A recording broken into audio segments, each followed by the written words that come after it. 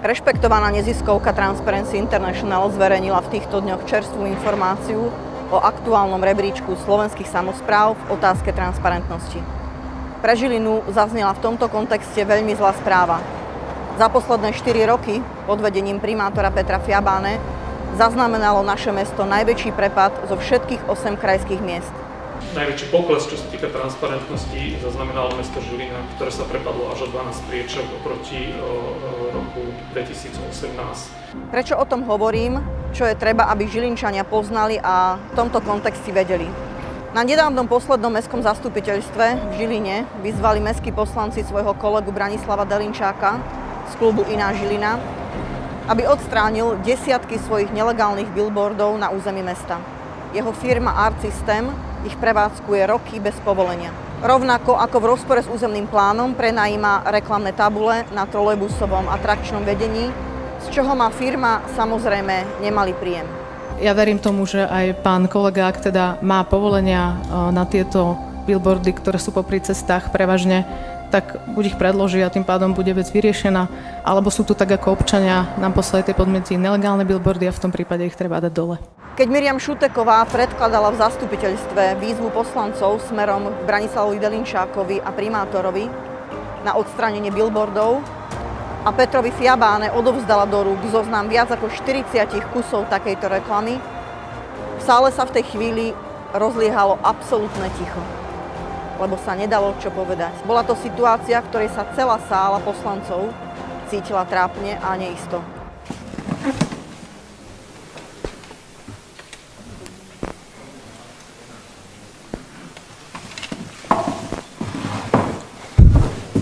Prehrešok, o ktorom je reč a na ktorý v klube ZAZA dlhodobo poukazujeme, je pre obyčajného človeka poriadnou výzvou na sebaovládanie. Pozerať sa totiž ako poslanec zástupca občanov prevádzkuje nelegálnu reklamu a má z nej pomerne dobrý príjem, to zdvihne zo stoličky kdekoho. Nebezpečnejšie je tu však ešte niečo iné a to, že mlčí okolie, že prehrečky kolegu poslanca verejne kryjeme a že nemá na túto obludnosť masívne kto poukázať. Vlastní kluboví kolegovia ho bránia, posmelujú. Problém v tichosti prehliada i primátor mesta, ktorý nielenže neprotestuje a nerobí nič, aby nelegálne billboardy z mesta potichu čo najrýchlejšie zmizli. Je smutné, že v takejto situácii mlčia a sú nevšímavé i médiá, ktoré týmto ohlušujúcim tichom povyšujú takéto správanie na štandard. Čerstvá správa Transparency International však mesto Žilina a jeho poslancov v tomto smere naplno verejne usvedčuje. Hodnotenie a indikátory Transparency International totiž potvrdzujú, že prípad nelegálnych billboardov Branislava Delinčáka nie je len nejaká sranda a náhoda v meste. Nejde o žiadnu ojedinelosť. Mesto Žilina dlhodobo jasne ignoruje a prehliada etické prehrešky a konflikty záujmov svojich poslancov, ktorí tak beztrestne môžu svojimi rozhodnutiami priamo ovplyvňovať svoj biznis a peniaze. Pýtam sa, či je toto v poriadku. Branislav Delinčák na poslednom mestskom zastupiteľstve opakovane po druhýkrát hlasoval za návrh, ktorý mu zachránil jeho ďalšie nelegálne podnikanie. Týkal sa tentokrát zmluv s mestom o prenájme, ktoré zabezpečujú prevádzku nelegálnych navigačných tabuliek. Tie ale navigačnými tabulkami nie sú. Potvrdil to hlavný architekt v meste ako najvyššia autorita v tomto smere. Ak sa bavíme o informačno-navigačných tabulách, ktoré sú na stĺpoch, tak je to reklamná stavba alebo reklamné zariadenie. Verejne povedal, že tabule majú charakter reklamy a billboardov. Tá je ale na území mesta v takejto podobe zakázaná. Ešte raz, poslanec Inej Žiliny Branislav Delinčák už po druhýkrát podporil návrh svojho klubového kolegu a pomohol tomu, aby materiál na okamžité vypovedanie takýchto zmluv neprešiel. A to opäť o jeden jediný hlas. Práve hlas poslanca Delinčáka. Za 13, 7 proti, zdržali sa 4. Konštatujem, že tento pozmeňujúci návrh bol schválený. Navyše, a to je ďalší problém, poslanec hlasoval o zmene napriek tomu, že je v hlbokom konflikte záujmov a že je v téme osobne zainteresovaný.